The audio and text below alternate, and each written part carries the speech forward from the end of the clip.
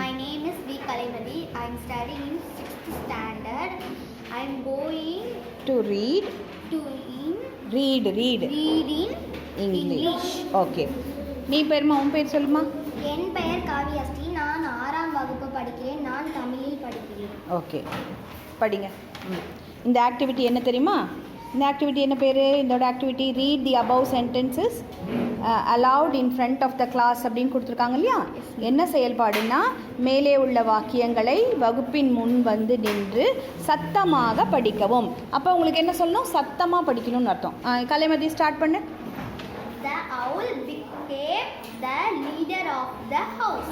Very good. அந்த ஆந்தை அந்த வீட்டின் தலைவர் ஆனது. Very good. Next. It gives equal work to all animals.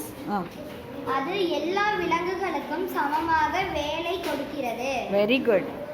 It also works along with team. அது மேலும் அவர்களுடன் சேர்ந்து வேலை செய்கிறது. Other animals tell their problems openly to it. Very good. மற்ற விலங்குகள் அவர்களிடம் கஷ்டங்களை மறைக்காமல் அதனிடம் கூறுகின்றன. Very good.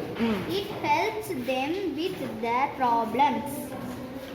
அவர்களின் கஷ்டங்களுக்கு அது உதவுகிறது. முடிச்சிட்டிங்களா? தேங்க்யூ சொல்லுங்க பார்க்கலாம். Thank you. தமிழ்ல நன்றி. Okay, thank you. Clap hands for us both.